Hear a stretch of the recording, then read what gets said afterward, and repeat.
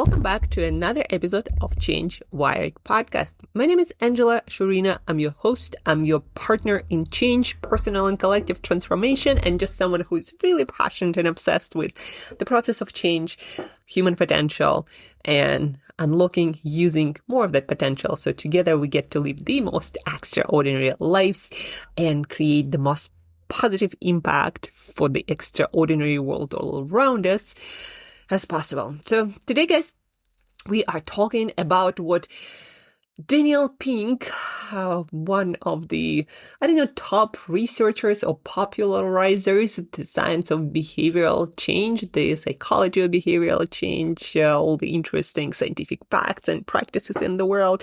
And he just released a short Instagram video about how studying human behavior, writing about it, talking about it, working in it, he realized that the most underestimated skill in behavior change and something that nobody teaches you how to do is designing your environment to change your behavior.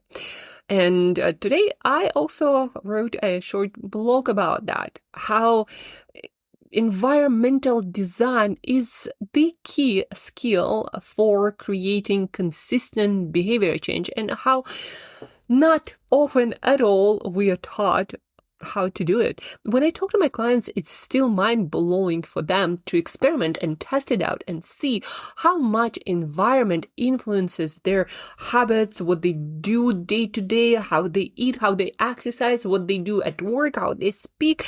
Environment is so crucial for all this. And today, hopefully, you're going to have a few insights, lessons, strategies, and practices to help you become better environment designers. So it is so much easier to change your habits, quit your habits, design new behaviors at work, for yourself, for others, at home, for your friends, for your family. You're going to be so much more powerful. And if Daniel Pink says nobody teaches that, chances are so many people are underusing it, and that can become your true advantage and leverage at creating your best self, living your best self, your best life, and continuously growing towards that future you that you aspire to be. So let's actually start with conversation I had in the gym with a friend today. And we were discussing consistency of exercise, and I shared with him how I've been exercising consciously every day since I was 13. And yes, I would get sick, and maybe there were some days when I didn't, when I was traveling, etc. But for the most part, every day for the past, 25 years now, I've been exercising every day. But that's not the most impressive part. The most impressive part is I once again realized how different our approach is, and that is probably why I'm exercising. I've been exercising for 25 years every day. And he just came from the break from exercise, being on a leave, being on a vacation, and he is looking into maintaining more consistency in his exercise routine.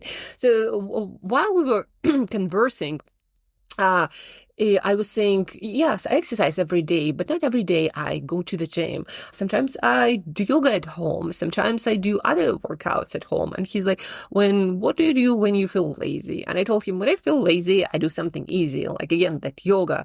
And he then said, and here's the important part. He then said, yeah, probably should schedule more yoga classes for those days when I need something easier.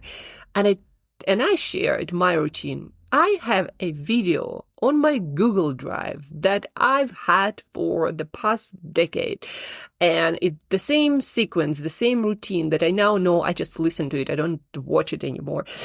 And whenever I don't feel like exercising, that's my go-to. It's kind of like really good whole body flow. And sometimes I do more of it because it's a 90-minute thing. But there are sequences that you can do, let's say, for 20 minutes or 30 minutes or whatever minutes you want to do them for. And it's on my Google Drive. It's available everywhere where I have any device that can connect to that Google Drive. And then I just do it. I sometimes don't even change from my pajamas, and I would do it by my bed. even if I'm in a hotel room or in some place, remote place in the mountains, and there is just, enough space to move my body, meter and a half or something by another meter. That's enough for me to do that. And the most important part is, can you see the difference? He was thinking about scheduling yoga classes. Can you imagine me traveling the world and living in all these different countries and not always having the access to the gym or being on the go, having to schedule yoga classes? Like, that wouldn't survive a year. I had a video on my phone, on Google Drive, actually. So even if I lose my phone, it's still there. And I also have different apps, and there are also different YouTube things. But the beauty of the same app, because it's no friction. I can open up my Google Drive, I can open up my yoga video, and I do it right away, right then and there. I don't even have to think about it at this point. You see the difference? How I design my routine, my environment for simplicity and no thinking, and how he didn't. And still not thinking about that. And that's probably why he's struggling with consistency. Not so much because he has more or I have more willpower or discipline. I actually don't. I am just really good at designing my environment for things that I want to do more of. Like, for example, 2 hours of studying, at least 5 days per week. But let's get to more examples so you get more inspiration, ideas, how you can apply it in your life and work and relationships and everything, basically. For example, I recently bought cocoa powder. I like to put it in my yogurt in the afternoon to have this protein, yogurt, cocoa powder mix, which is really convenient, fast, and I like to have it for lunch because also it's not heavy and I can just keep working after that. So I got this cocoa powder and I really love it, but I put it into this drawer with dried goods, canned goods. And I thought, well, the next morning when I wake up, not the next morning, but the next time I'm having my yogurt, I'm just going to take it out, open it up and put it. And guess what? For the next week, I did not open it. It kept sitting in the drawer. And when I did my grocery shopping the next week, I realized, isn't it interesting that I didn't even touch it, even though I actually really love yogurt with chocolate taste? So I did a different thing next week. I opened up that cocoa powder right when I did my grocery shopping. I put it right by my protein powder and by my fridge where I have my yogurt. And guess what? I ate that cocoa powder in a week. And the only difference was it was the same me, the same love for chocolate, the same damn thing, but it was just tiny bit closer. And it would probably take me less than a minute to open it up and take out the cocoa powder. But in the middle of my day, when I'm like in the flow of work and everything, even that was too much friction for me. Right. Another example, I'm coaching quite a few clients or trying to incorporate more movement while having to do a lot of computer work, like a lot of us. And a client got an under desk, like small treadmill that you can walk on when you have, your standing desk or desk that can change elevation. And so he got it. And the next week that we had our other session, I asked him, like, okay, like, how's the purchase? How did you like it? How much did you walk, etc.? And he said, I didn't do it. And then he started thinking, well, I was just busy and perhaps maybe lazy, etc. And I said, hey, let's do an experiment and let's do something during this session. So we took 20 minutes. It's a remote session. I was there while he was unboxing and prepping it. It took him maybe like about 25 minutes. And we tried it out also at the default setting, and it was good enough. And he was ready to walk. And we finished our session. Guess what happened next week? He walked, I think it was 3.5 Ks, and he's been walking on a 2 to 5 Ks a day, every day for the past 3 weeks. So what did we change? Did we change a person? Did we create more willpower, or did we train his discipline? Did we even install any additional triggers or reminders? None of that sort. We removed friction. That's all we did. Another client of mine going through leadership coaching program. He wanted to start these check-ins that we discussed with his team that we called progress and purpose. And we were talking about it for 2 weeks already, and he just couldn't find the time. Was he just busy? Guess what we did at one of our sessions? We created a script so he could use it and knew exactly what to say during those check-ins. We scheduled it in his calendar for Monday. We put a tracker in place, simple Excel sheet that I made with ChatGPT.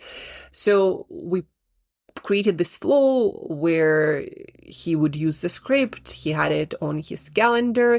He scheduled it with the people, and he had the worksheet a spreadsheet to track it. And guess what?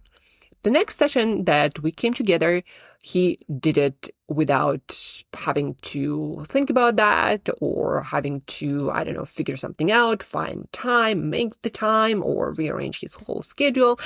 No, he just did it because everything was scheduled.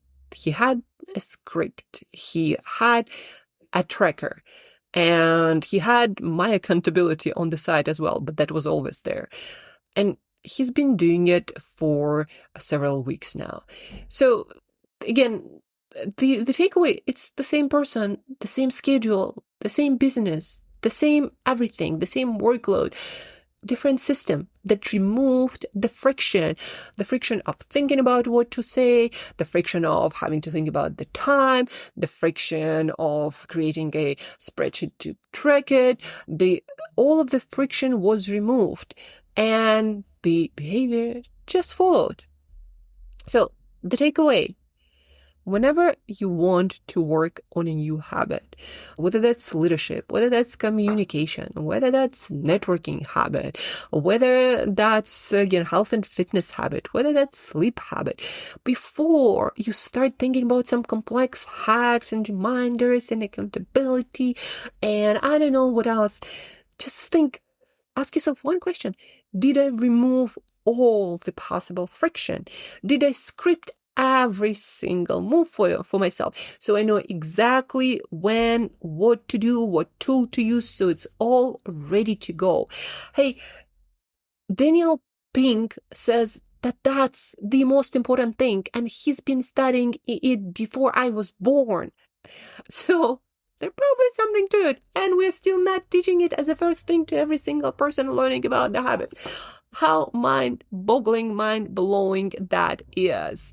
My mission is to help unlock more human potential. But guys, what I think, a huge part of my job might be actually teaching people how to remove that friction for the habits they want to do. And again, a huge part of it is preparing all the tools, making it easy for the future you tomorrow to do the habits, the action that you want them to do. Again, the future you won't be stronger especially if we are talking about the near future. They won't be smarter. They probably will have even less energy and more overwhelm and think they're busy with. But guess what? You can set her or him up for more success, removing the starting friction now. Make the next section obvious and easy and simple and visible so there is no thinking, decision making of any kind involved. And you'll be blown away by how much more consistent you're going to get with any behavior, however new, however seemingly hard. And just like my friend was thinking about discipline and making promises to himself and, just sticking with it, that doesn't work. What does work? Better systems, removing frictions and designing your environment so every behavior you want to do is simple, easy, visible, and you're going to do it. That's the bottom line. Guys, before you jump off, please share this podcast episode with the person who might be struggling with their habits. And that's probably every other person. Explain this to them. When you teach, you own it, you get to learn it better, and you're going to do more of it. So maybe share it in your book club or in your entrepreneurial club or high performance club, whatever group you have where you're working on things with people, share it with people. So together we can create more of the environments to unlock more of our potential, to do our best, and to create more extraordinary world because of all the increased capacity. So let's change the world together, guys. Please share, review, do everything or one thing, just one thing you can to spread this podcast to more ears. And that's it. Till next time, keep changing your environment and keep growing.